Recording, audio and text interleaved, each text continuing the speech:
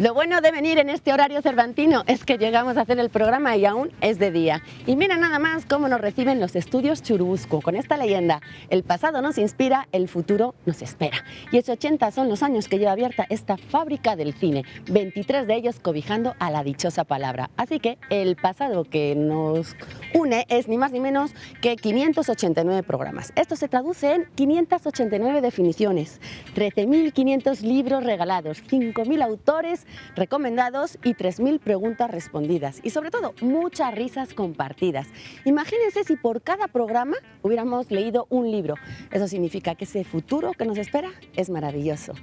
A mí, desde luego, los que me esperan ahora mismo son los dichosos en el estudio A del edificio Pedro Infante. Ahí nos vemos ahora.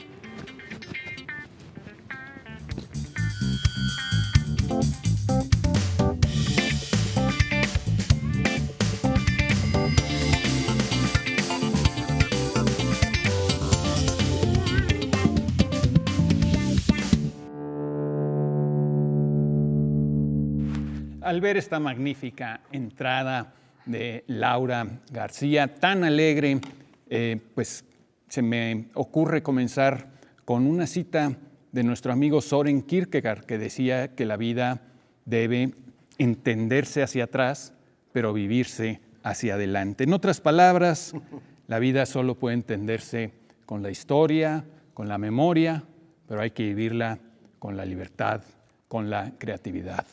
El poeta Luis Rosales citaba a Kierkegaard en un libro muy interesante de este poeta, El proceso de apropiación de la libertad, y citaba a Kierkegaard así: el hombre sano, es decir, el hombre ético, vive a la vez en el recuerdo y en la esperanza, y es únicamente así como su vida toma una continuidad verdadera y plena.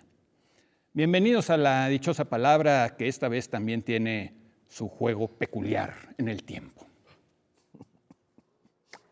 Decía, yo voy a iniciar también con otra cita, decía el gran Jonathan Swift, ese ingeniosísimo, inteligente escritor inglés que nos legó Los viajes de Gulliver, que no es precisamente una obra para niños, aunque los niños también pueden divertirse leyéndola. Decía este gran crítico agudo, ácido, satírico, que los visionarios, los que tienen visiones, son precisamente los que ven lo que no se ve, lo invisible, como Homero o como algunos dirían, como Jorge Luis Borges. Soy Germán Ortega Chávez. Muy buenas noches. ¿Qué tal? Ahora con la entrada de Laura me doy cuenta de una cuestión, y es la diferencia entre lo escrito y lo oral. Si yo digo el pasado nos inspira y el futuro no se espera, puede oírse como que el futuro no hay que esperarlo y que el pasado no inspira nada. Pero ahí estaba escrito para que agarren el correcto sentido del lema. Muy buenas. Pues ya estamos aquí todos listos. Gracias por acompañarnos y seguimos en este horario cervantino para jugar otra vez, como decía Pablo, con el pasado y el futuro. Bueno, pues estamos en esta especie de dimensión que no sabemos cómo es, pero la dichosa en esta ocasión es a las 7. Aunque ustedes donde nos vean seguramente puede ser otro horario, y si nos ven en el futuro, en YouTube o en alguna retransmisión, será otro horario todavía. Es una chulada esto de vivir en cualquier momento. Lanzábamos desde hace rato en redes sociales una pregunta. Volvemos a los juegos que nos divirtieron tanto el año pasado para buscar a personajes. Ahí les va esta biografía boullosa, peculiar. Era hijo, se sospecha, de una partera y un cantero. Creía que una especie de ángel de la guarda le decía cosas. Tuvo alumnos notables, aunque él nunca se consideró a sí mismo un maestro. En todo caso, no cobraba por sus lecciones. Es bastante conocido por un dicho que en realidad, al parecer, nunca dijo, y fue difamado en los escenarios. A pesar de su lucidez, perdió el juicio. Ahí está esa adivinanza casi que mandábamos. Les diremos al final de quién se trata, pero si pueden ir respondiéndonos por todas las vías que tenemos abiertas con ustedes, será un lujazo poder tener esa comunicación. Mientras tanto, también tenemos aquí otro tipo de comunicación que son a través de las preguntas que nos hacen día con día. Gracias a todos los que nos mandan y sobre todo gracias por su paciencia porque no nos da tiempo luego a contestarlas todas como nos gustaría. Lo que le gustaría a Axel Carrasco es que habláramos del origen y significado de la palabra dragón. Así que hoy empezamos echando fuego por la boca. Exactamente. Bueno, está padrísima. Bueno, primero, el dragón es probablemente uno de los símbolos más universales y más sofisticados, más complejos, más amplios, que tiene más ángulos en casi todas las culturas. Por supuesto, en la cultura china se podría decir que el dragón es toda la naturaleza, es todo lo bueno, es el emperador. Los emperadores se apropian del simbolismo del dragón. Los dragones, bueno, primero vamos a la etimología, que es lo que nos está preguntando. Ok. La palabra dragón proviene de un término griego, draconis, dracón, que luego tomaron los romanos, que quiere decir ver fijamente, mirar fijamente, ¿no? Y tiene un poco que ver con este sentido que todos los hombres, las mujeres, todos descubrimos, de que las serpientes no tienen párpados, tienen una especie como de lente de contacto. Tienen como lente de contacto. Entonces, pues por supuesto, como no tienen iris, pues se le ve la mirada así fijamente. Y de hecho, los biólogos dicen que eso es parte de lo que usan las serpientes para atrapar y para hipnotizar realmente, ¿no? Para aterrorizar a su presa, ¿no? Y esto pues seguramente fue observado desde la más remota antigüedad, y lo curioso es que los griegos justamente pues, le pusieron el de la mirada fija. Eso es lo que quiere decir dragón, ¿no? Los dragones, por lo tanto, en la mitología griega, pues eran los que vigilaban, es el sentido de vigilante, ¿no? Y por eso van a aparecer en la gran serpiente, el gran dragón Ladón, ¿no? Pues cuidaba el árbol de Hera en el jardín de las Hespérides, y por supuesto los dragones pues siempre estaban cuidando algo, ¿no? Cuidando un tesoro, cuidando una cueva, cuidando a una princesa, ¿no? Y es sentido de vigilancia. Ahora, el sentido de la palabra, curiosamente, en el Imperio Romano, pues lo empezaron a utilizar para estos catafractas, que eran como un grupo de caballería muy pesado, que tenían muchas armaduras y que los utilizaban sobre todo para vigilar, para cuidar las fronteras del imperio, ¿no? Sobre todo cuando el emperador Trajano conquistó Dacia, lo que hoy es Rumanía, utilizó mucho los catafractos, ¿no? Entonces, a estos catafractos llevaban un estandarte que se llamaba el dracón, ¿no? Y el dracunarius era el que llevaba el estandarte, ¿no? El que llevaba el estandarte. Lo curioso es que entonces estos caballeros eran los dragones, pero luego con la Edad Media los caballeros, que eran los dragones, empezaron a luchar contra los dragones, que en la mitología, podríamos decir, en la simbología cristiana, el dragón empezó a adquirir nada más características negativas asociadas al diablo, ¿no? Al demonio, a Lucifer. Todo esto por una asociación persa con Arimán, el dios de lo negativo, el dios del mal, ¿no? Ahura Mazda es el dios de la luz y Arimán era el dios de la oscuridad. Y por lo tanto se vivía Arimán debajo de la tierra, ¿no? Entonces este sentido de que el dragón, Arimán es el dragón que vive debajo de la tierra, ¿no? Entonces de ahí el diablo, pues obviamente es el ángel caído que vive allá y que fue recluido a las profundidades de la tierra, y por lo tanto los dragones también van a estar asociados con los tesoros, con los minerales, con los diamantes, con las riquezas de la tierra, ¿no? Entonces, en ese sentido, pues también en la mitología germánica, pues simplemente los dragones como Fafner, este dragón que era un hombre y luego se convierte en un dragón, pues son los que cuidan y tienen que ver un poco también con la codicia, ¿no? La codicia es la del dragón. Ahora, los chinos dicen que el dragón, pues el dragón es prácticamente el I Ching, ¿no? Es el tiempo que se mueve, ¿no? Es el movimiento del universo, y como todo cambia, todo se mueve, pues el dragón es prácticamente como la naturaleza total, ¿no? Claro, los chinos también consideraban en todas estas ideas de la geomancia y de las energías de la Tierra, que los dragones, pues obviamente se mueven dentro de los intersticios, dentro de las cavernas de la Tierra, igual que en Occidente, pero también se mueven en el agua, como las serpientes, y por supuesto vuelan. Ahora, lo chistoso es que los dragones chinos no necesitan alas para volar, a veces tienen alas chicas porque prácticamente como dominan todo el clima, dominan toda la atmósfera, dominan todo, digamos, lo que llamaríamos la climatología, pues no necesitan volar, no necesitan volar con algo, sino simplemente se desplazan así y vuelan como energía, ¿no? Como Superman. De hecho, hay un pequeño lagarto al que llaman dragón. Dragón, O sea, la biología claro. es un dragón que casi vuela, o sea, tiene también como medio Unas alitas, sí. es muy chiquito y vuela. Aparte, claro, del dragón de Komodo, que no es nada chiquito ni no. vuela, Que porque ese es tiene muy unos pesado. cartílagos, ¿no? Que sí parecían como que podían hacer de alas. Pues probablemente tenga algo por ahí, pero Pero pues es como un cocodrilo chiquito. Sí, de Da hecho mucho es miedo. Es como- súper violento Sí. y peligroso. Y aunque- venenoso.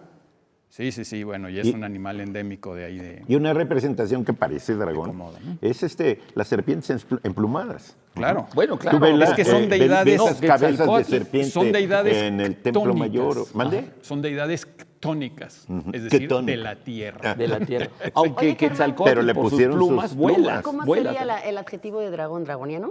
Dragoniano, sí. Porque me sorprende que no haya una expresión que sea una mirada dragoniana cuando tú has empezado diciendo que era alguien que te mira Bueno, fijamente. es que hay una joya y también un símbolo que es como ver un tetraedro, es un triángulo que tiene como 3 triángulos adentro, como ver un tetraedro desde arriba. Eso se llama el ojo del dragón. Ok. También es una joya, un tetraedro Que te deja ahí. es una joya que se llama el ojo del dragón y que servía para cortar otras piedras, ¿no? Precisamente por su sentido de penetración, ¿no? Wow. Bueno, dicho lo cual, nos vamos a ir a la dichosa palabra.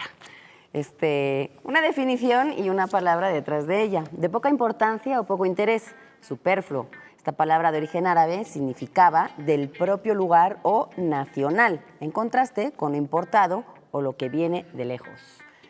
No vayan a decir doméstico, por favor.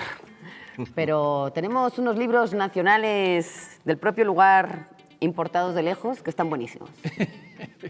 Bueno, tenemos del inmenso Cicerón, de la adivinación, en la versión de Julio Pimentel Álvarez, en la colección Bibliotheca Scriptorum Graecorum et Romanorum Mexicana. Cicerón lo que hace en este libro es refutar el argumento de los estoicos, según los cuales el hecho mismo de que exista divinidades, de que existan dioses, hace inevitable la adivinación, y pues se argumentó mucho en favor de esto, y Cicerón intenta destruir todas estas mancias, todas estas prácticas de adivinación como simples supersticiones. Muy interesante. Perdón, fíjate que curiosamente en ese libro Cicerón habla de los dragones. De los Pero- dragones y del sentido del dragón y del sentido del dragón como vigilante. No viene en el índice, No, no viene viene. druida, vienen otras cosas, pero en el índice onomástico no lo encontré. No viene. Bueno, a lo mejor. tuyo viene Bueno, un dragón? tenemos para ustedes siglo XXI este libro que Alain Touraine, este gran sociólogo francés, lo escribió 5 años antes de fallecer. Él falleció en 23 y se llama En defensa de la modernidad.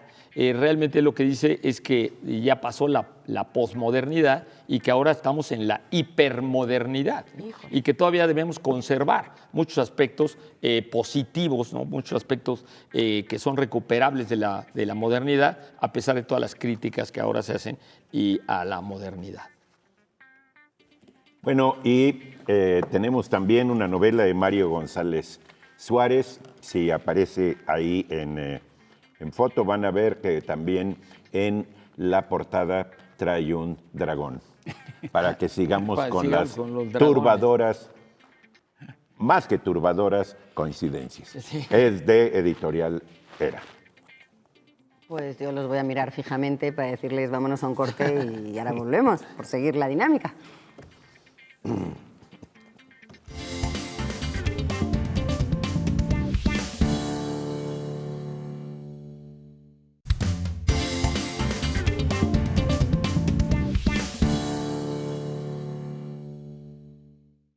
Continuamos aquí en la dichosa palabra y voy a leer la siguiente pregunta así tal cual, como me la mandaron. Por piedad, hablen de las adivinanzas como género literario. Preguntada por Eduardo Casar desde el éter cósmico. ¿Por qué por piedad?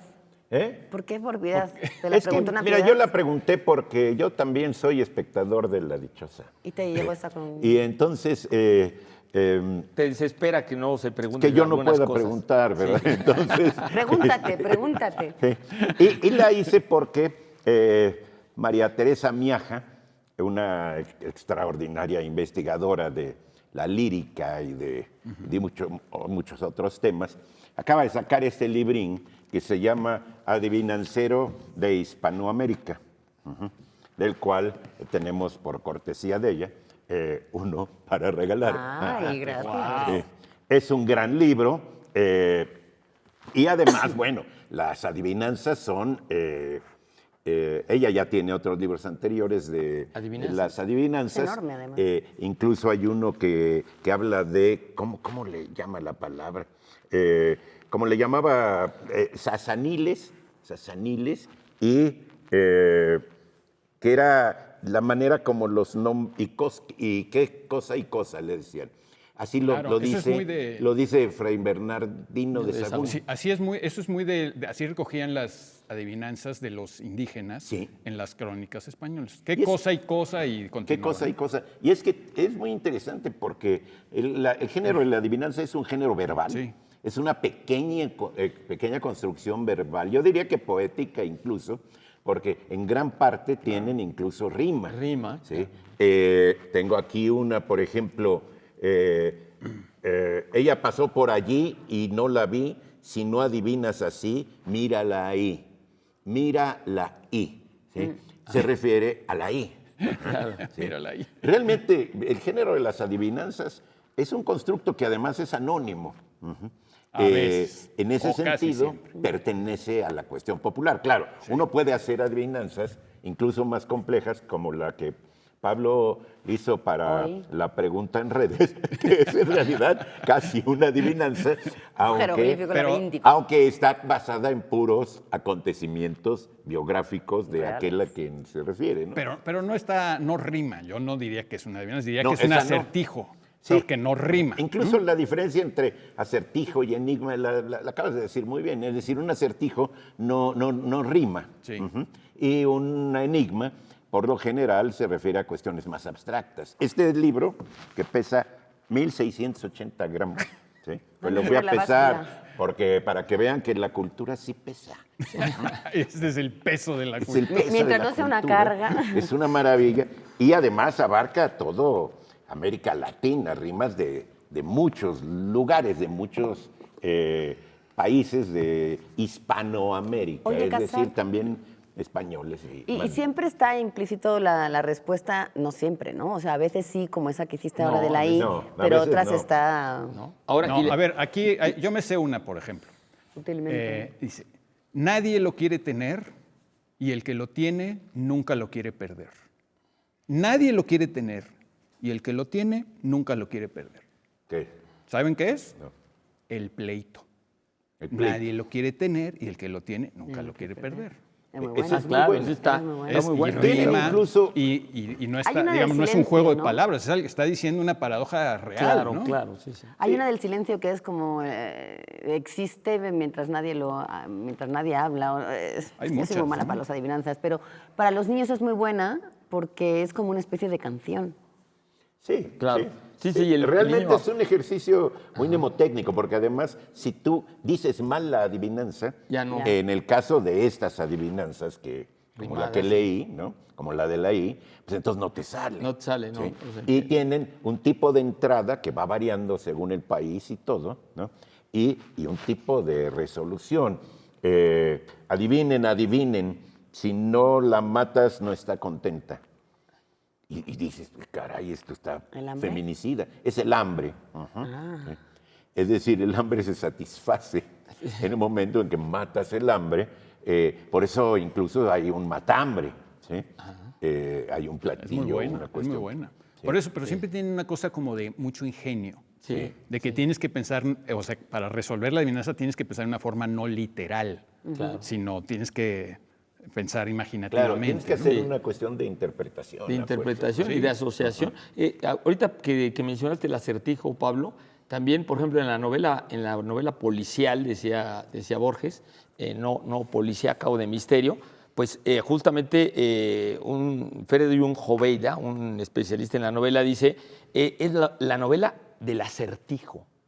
Claro. Del acertijo. Que son antiquísimos. Claro, están que no es, en no las es tragedias una, griegas, hay una en frase, los mitos no es, griegos. no es un texto, sino hay un acertijo en las circunstancias, ¿no? Claro, hay algo claro. algo para adivinar. Y también hay esta especie como de superación y de competencia, de juego, pero claro, en que la también tiene que ver adivinanza, con quién se la sabe, con quién es capaz Claro, de acertarla. es una cuestión dialógica.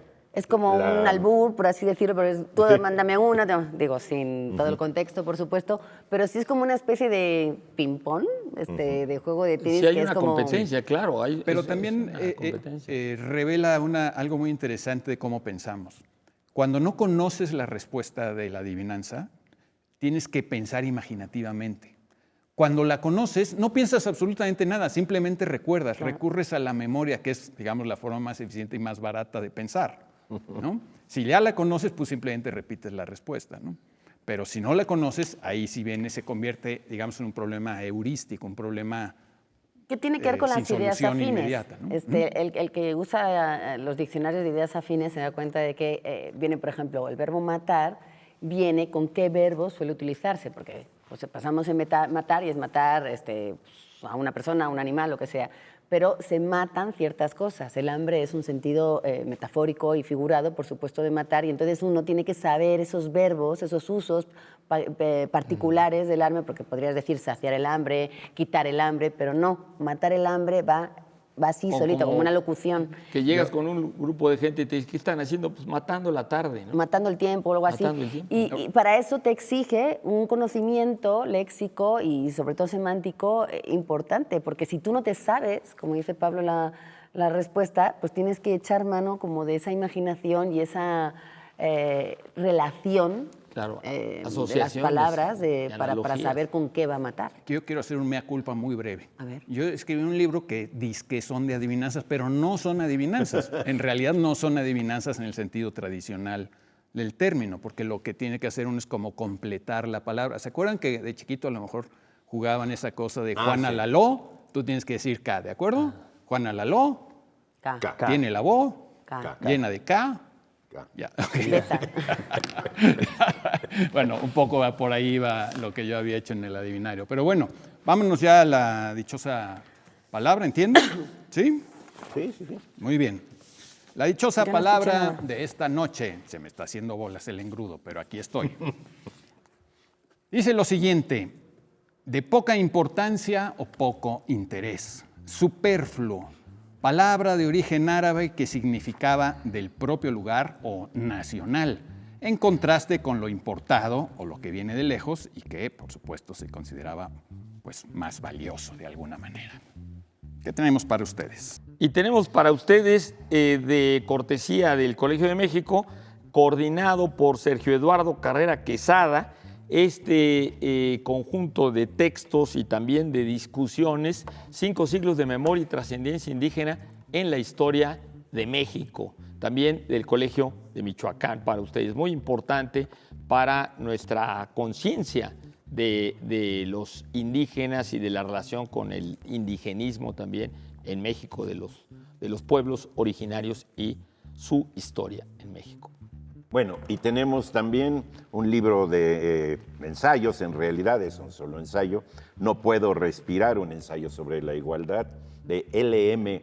Oliveira, ha sido publicado por Taurus.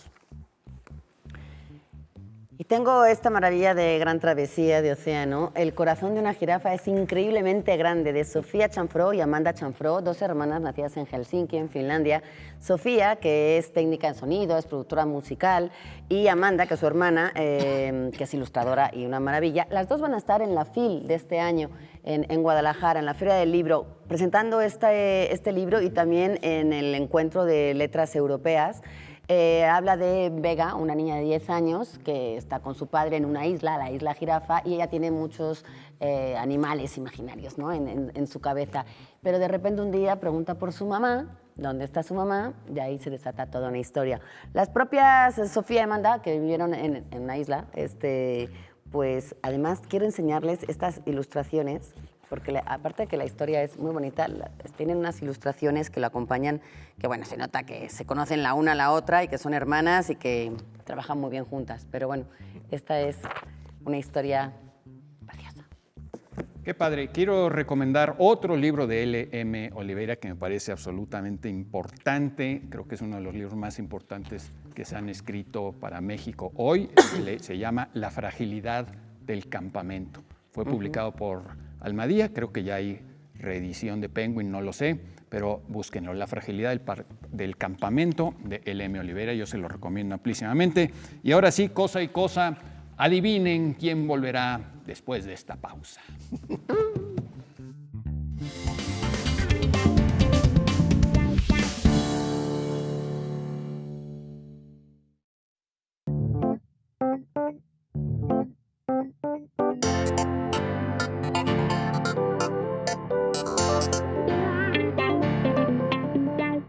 La palabra que me recuerda a mi abuelo es cassette, porque me acuerdo mucho que él siempre decía de que voy a poner mi cassette de salsa, voy a poner mi cassette de ópera, de clásica. Entonces la casa está muy llena de cassettes, están los reproductores y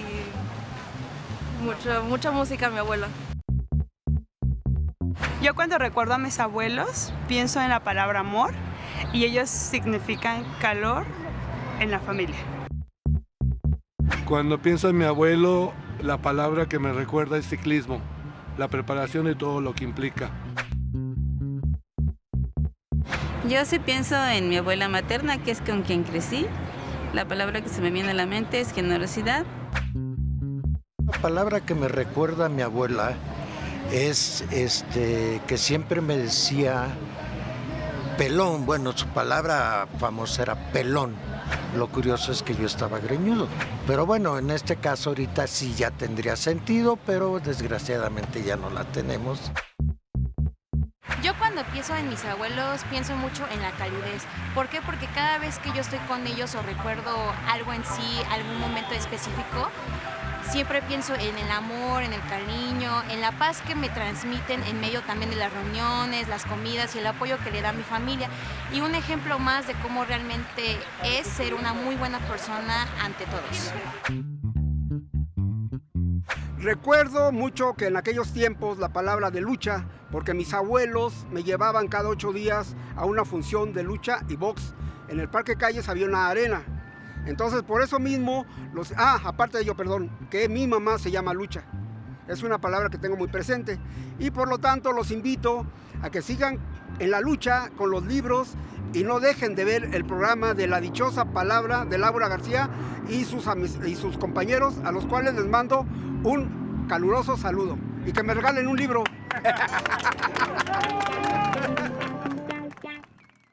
Voy a aplaudir. Bueno, queremos mandarle un saludo a don Jesús Villegas, que nos dijo que quería que le regaláramos un libro. Le regalamos un librazo, Tenochtitlán 1519, y allá está para que vean que cumplimos. Qué buena cápsula, todos. Sí, está buenísimo. Viva los abuelos. Gracias a todos los que participaron de lo de su abuelo y sus abuelos. Qué padre, qué padre. Nos pregunta David Herrera Eduardo si podríamos hablar acerca de la palabra exégeta. Qué bonita, esa esdrújula tiene X, suena potente, suena rara. Y que yo sepa no tiene verbo, fíjate, porque exégeta en realidad es una persona que interpreta o comenta algo, un texto, ¿no? Así aparece en el diccionario y así de simple. Lo que pasa es que se ha, digamos, llevado a ciertos ámbitos de comentarios y de interpretaciones, porque es un sinónimo de intérprete, de comentarista, incluso de glosador, que también es otra gran palabra, porque ahí sí aparece como glosar y como glosa. Glosa, que es una palabra oscura, un término que hay que interpretar, que hay que explicar, ¿no? Apostillar también podría ser otra de esas, y tiene mucho que ver con hacer anotaciones al margen de un texto escrito también, ¿no? El otro día hablaba yo de marginalia, bueno, pues esta podría ser también otra gran familia. Apostillar, apostilla viene de post-ila, es decir, después de aquello. Entonces es algo que viene después. Exégeta, que sobre todo se refiere a gente, bueno, hay dos ámbitos en los que está muy presente exégeta, que es en el ámbito religioso, que son los que interpretan, digamos, los textos sagrados, que casi siempre necesitan a alguien que los interprete, que los explique, que los aclare, ¿no? Todos estos verbos tienen que ver con comentar un texto, porque podemos tener un texto de un párrafo, de una página, pero luego de ahí deriva pues, todo un comentario, una conclusión, una conversación a veces, aunque siempre es un monólogo, pero en realidad el exégeta tiene que ver con ex, que es hacia afuera, y egeomai, que es un verbo que es guiar. Entonces es el que guía hacia afuera, es el que extrae, ¿no? El que guía de lo que extrae de un texto. Y los textos religiosos, efectivamente, pues tienen que ver mucho con cosas que están siempre como con doble sentido, con metáforas, o de las que hay que adaptar muchas veces a la actualidad. Exacto, hay que adaptarlo del contexto. Porque lo que servía hace 1000, 2000, 3000 años, pues igual ahora hay que adaptarlo, hay que explicarlo para que se entienda y sobre todo para entenderlo y poderlo llevar a cabo en este contexto de hoy en día, ¿no? Contexto, que es otro de esos, digamos, términos que tienen que ver mucho con esto, porque hay que tener un contexto no solamente histórico, cultural, pero también político y sobre todo lingüístico. Claro. Porque uno cuando lee el Quijote, pues evidentemente si no tienes el contexto lingüístico, histórico y cultural, pues no lo entiendes. Entonces hay adaptaciones, nosotros no leemos el Quijote como se escribió. Entonces, aunque las escrituras sagradas muchas veces están adaptadas, traducidas a la actualidad, pues sigue habiendo conceptos que mantenemos muy literales a como se dijeron o se escribieron en su forma original y entonces tiene que haber alguien que lo explique. Entonces, esa exégesis, que en realidad es una explicación, es una interpretación, así es, exégesis, aunque sí se relaciona mucho con este ámbito religioso y con el jurídico, porque luego está toda la escuela de la exégesis, que tiene que ver mucho con esta corriente jurídica del siglo XIX en Francia, a partir de un código napoleónico, que no me sé bien, es un código civil que claro, se hizo en 1804. Somos herederos de ese código. Sí. Fíjate que sí, tiene una corriente, yo no me sé mucho y no me quiero meter en esos berenjenales, pero tiene que ver mucho con darle todo el peso a la ley, que decían que era perfecta y completa, que era positivista además, y que los jueces eran unos meros intérpretes. Entonces ahí tienes a toda una corriente de personas que trataban como de comentar la ley, pero siempre de una forma, ¿no? Como que la ley es la fuente única de derecho. Y luego ya vienen todas las interpretaciones, pero los jueces son los que interpretan y los que comentan, los que adaptan la ley, claro. Pero la ley está ahí. Y es una base, es decir, nos basamos todos los occidentales en esa ley, pero aunque ha influido mucho, se ha tenido que adaptar para actualizar a este tiempo. Es la tarea que hace, por ejemplo, la Suprema Corte, tiene que interpretar, o es una función constitucional de la Suprema Corte, interpretar las leyes del legislativo para ver si están de acuerdo con las leyes de la Constitución. Es una de las cosas que hacen. Pero yo quería subrayar el prefijo ex, que a mí me encanta, esta cosa de salir hacia afuera. De ahí viene la palabra educar, que tiene una etimología muy semejante a la de exégesis, porque educar también es conducir de ducere, como duque, conducir hacia afuera, ¿no? Explicar, que significa desplegar hacia afuera, o sea, quitarle las arrugas y extender algo, ¿no? Eso es explicar. Hay muchísimas, expresar, o sea, todo eso, lo que es hacia afuera es súper importante. Incluso el puro ex. Sí. Ya es bueno. Está afuera, sí, está afuera. Porque también tu ex, pues ya saliste fuera. Sí, ya. O tú lo sacaste de ti también. Ya quedó fuera. No, la excelencia, el éxito. Sí, éxito, así como en inglés queda muy claro, ¿no? Porque salida es exit. Sí. Pero el éxito tiene que ver con lo que haces afuera. Claro. Afuera, en el mundo, ¿no? Ahora, hay una palabra, Laura, que es, y no me acuerdo, que es lo contrario, porque el exégesis es cuando tratas de interpretar algo sin ponerle de lo tuyo, claro. O sea, realmente sacar. En cambio, hay una palabra que es para decir un texto, yo le voy a agregar algo mío. Yo le voy a agregar algo mío, subjetivo, conscientemente subjetivo. Con Voy a todo, rehacer. pues, Voy a rehacer. Se llama algo como muy Ahora, parecido. De la que es pariente es de hermenéutica. Sí, hermenéutica podría ser la teoría Sí. y exégesis la interpretación concreta de un texto. Pero como se dice habla de Germán, exégetas, pero poco de sin hermenautas. ponerle Pero eso ya es una nada corriente. Sí, que hermenéutica viene de Hermes. Hermes, sí, el sí, dios de la claro. comunicación. Sí, Voy a comunicación y sacar, mensajero. voy a Sí, sacar sí, sí, sí. Ahora, lo tú que... decías de Duchere, lo de guiar, como para educar. Sí. Aquí en este caso tiene que ver más con hegemonía, que es el jefe, o sea, el Con que yo guía. lidero, Pero con yo, yo lidero. sígame, Sí. ¿no? Ajá. Un poco más, no voy a decir que autoritario, pero sí, Sí. como un jefe como más jerárquico. Sí, el hegemón es el que está arriba y que manda, el que Claro, por eso conduce. Moisés hizo el éxodo. Y se fue. Era el hegemón. Era el hegemón. El hegemón del pueblo, claro. por Incluso supuesto. ejercicio tiene ese prefijo. ¿Ah, sí? Sí, sí, sí. Ese sí no sabía. Claro, Sí. sacas sudor. ¿Eh? Sacas el sudor y todo. Y las malas vibras que uno trae. Sales del estado pasivo, Sí, eso es claro, lo que claro, significa claro. etimológicamente. Sí, está el buenísimo. ejercicio. Y bueno, salir de la A veces pasividad. se te sale el pulmón. Exoterismo es Claro. todo lo que tiene que ver con lo de afuera, ¿no? En cambio, esoterismo es Sí, para esoterismo podría ser precisamente, en cierto sentido, cuando estabas planteando lo del antónimo, como oscurecer. Es decir, esto lo pongo bien encriptado para Ajá, que a ver sí, quién, claro, sí, sí. si no es mi familia, no lo entienda nada. que es el otro Ah, lado la de- dichosa. el otro lado del dios La Hermes, ¿no? dichosa. Lo hermético y la hermenéutica, que son contrarios, ¿no? La dichosa palabra del día de hoy, de poca importancia o poco interés, superfluo, palabra de origen árabe que significa del propio lugar o nacional, en contraste con lo importado o lo que viene de lejos. Ahorita que hablábamos de lo de afuera y de lo de adentro.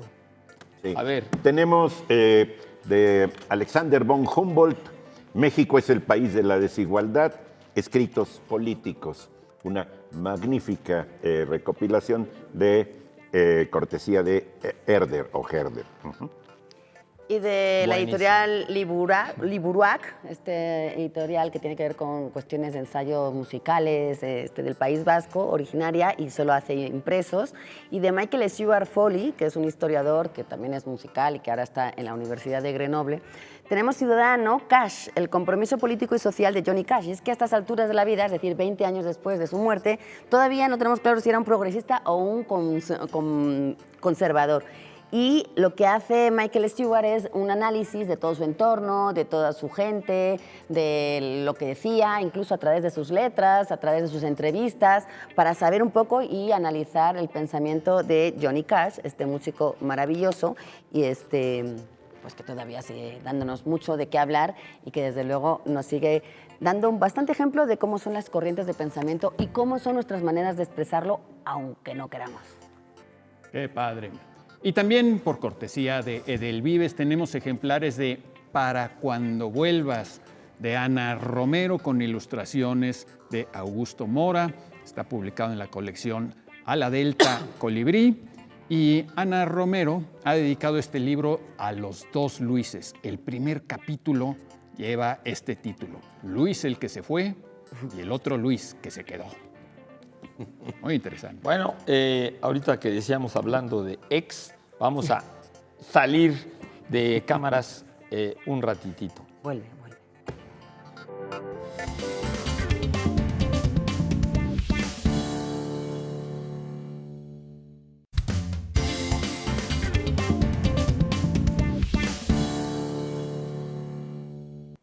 Ya estamos ahora in. Ya fuimos con ex y ahorita venimos con in para seguir con el preguntín. Tenemos una que la pregunta quien se firma Lord Kryptonauta. Ahora, Está bien Lord Kryptonauta, ¿no? Sí.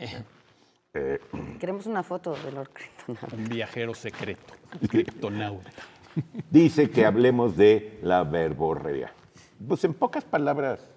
Que hablemos y hablemos y hablemos de Vamos la... a echar un verborrea. verborrea. Bueno, déjenme comenzar con una desdichada palabra. A ver. La palabra diarrea. Ay, sí. Obviamente nos suena a lo mismo, ¿verdad? Dia significa a través y la palabra griega rea o ría, no recuerdo bien, significa fluir. La diarrea fluye a través. La verborrea es fluir en el verbo y seguirse y seguirse y seguirse. El diccionario tal cual la define como verbosidad excesiva, o sea, hablar de más. Es parienta de otra palabra, que con la misma etimología realmente, que es la logorrea, solo que en el diccionario, en la vida real no se hace esta distinción, pero el diccionario sí la hace.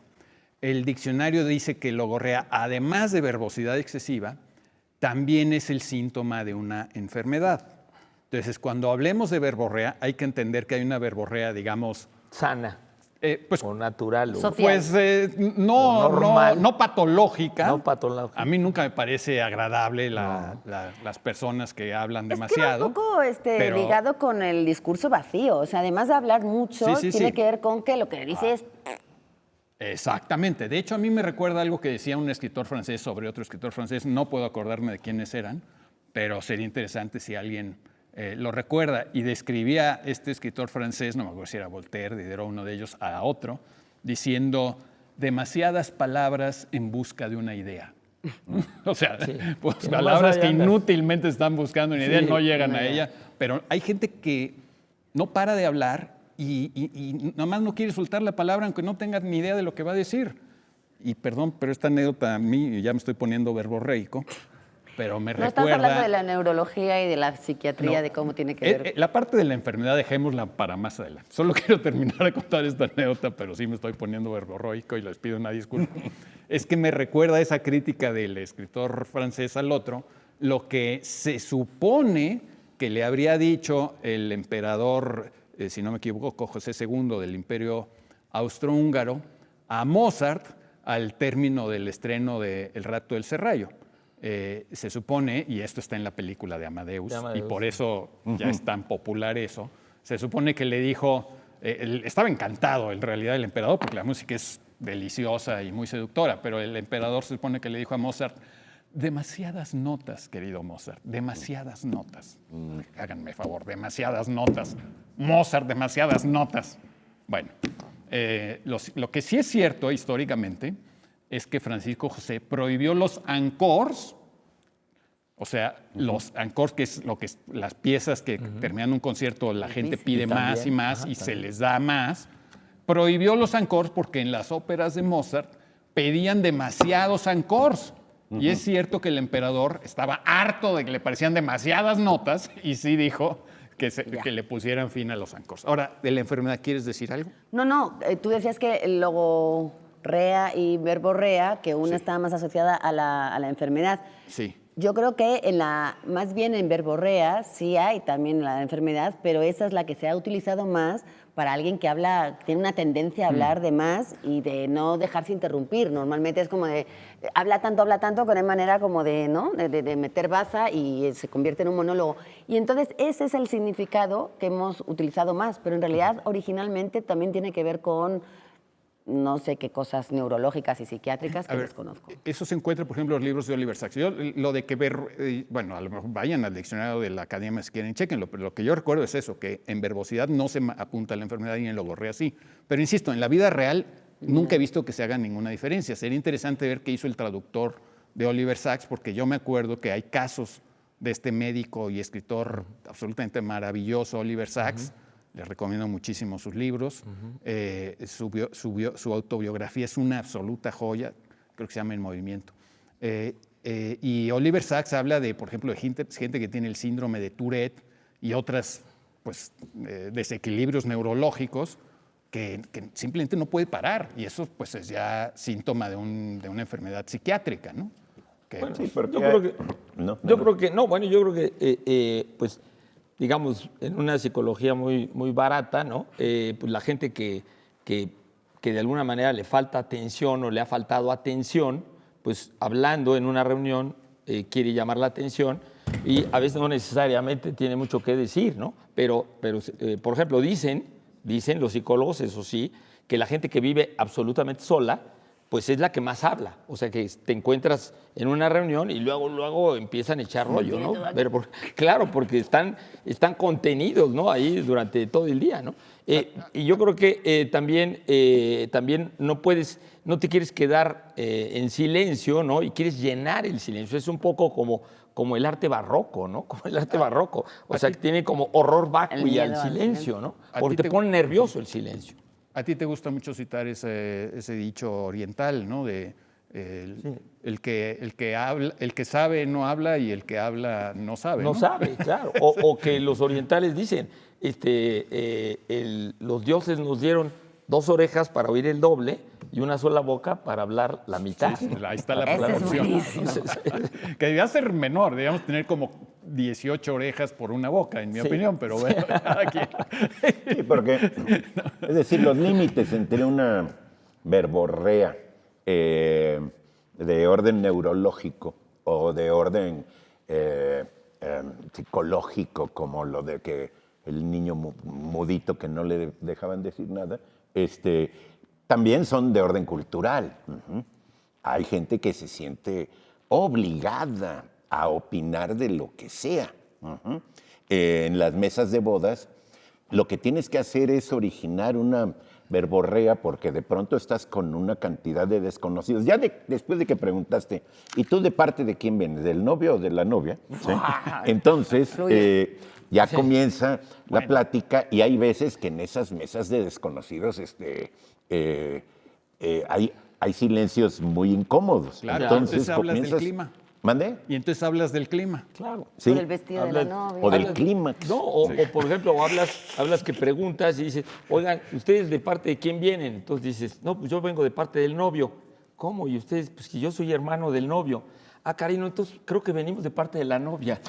¿Por qué no? No, Ahora, pero sí se utiliza verborrea como un poco despectivo, como de Claro, porque claro. hay Nos gente colamos. que habla mucho, pero es muy interesante. Si tú oyes una plática de alguien que está diciendo cosas increíbles, 2 horas se te hace poco, pero si lo a oyes él de sí no alguien... lo culparías de verborrea. Exacto, como a alguien que otra vez le da vueltas y vueltas y repite lo mismo, pero con diferentes palabras, nada más como para seguir y seguir y seguir, es como, eso ya lo dijiste, de otra manera, pero ya me enteré. Entonces, eso es lo que se asocia mucho con la verborrea y que es lo que te decía del discurso vacío, que es como falta de claridad, falta de coherencia. ¿Por qué? Porque necesitas todo el rato seguir dándole matices, como para decir, no sé si te has enterado, pero te lo sigo contando. Y es como, igual no necesito entenderlo a tercera. O porque Y luego crees que el está otro no entendió.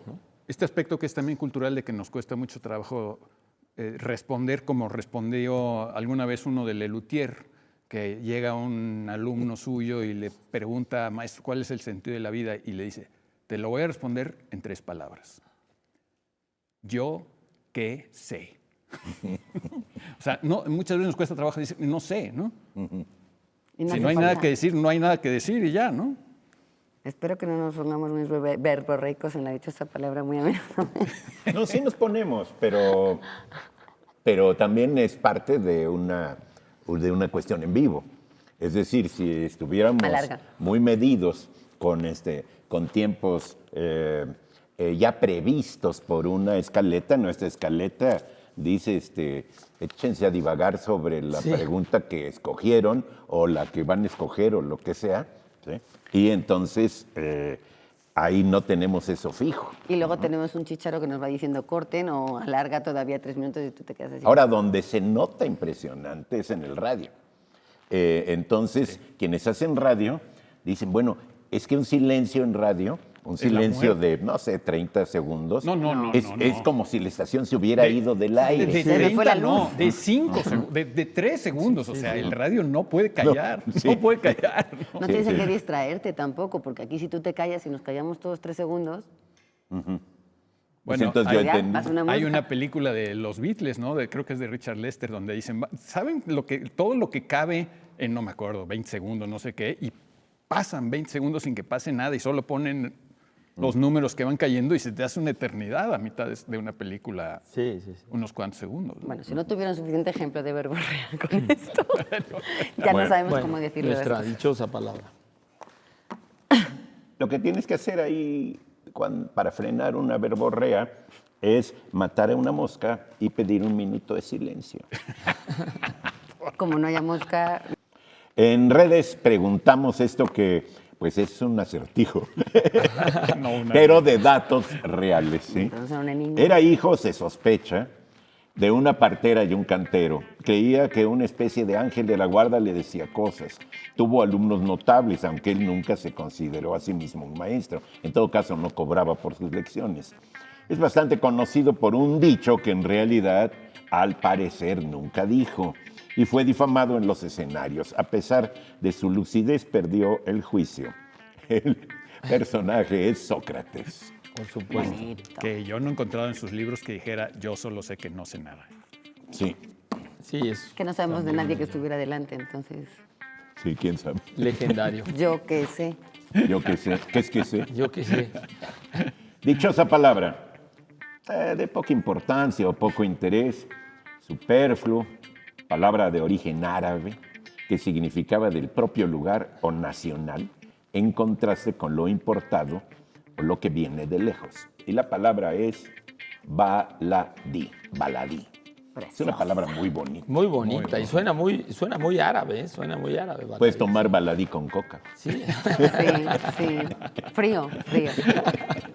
Bueno, ya nos vamos. Por nuestro baladí. Hay que despedirnos. Por nuestro baladí. A propósito de baladí, porque vamos a balar y ustedes dicen.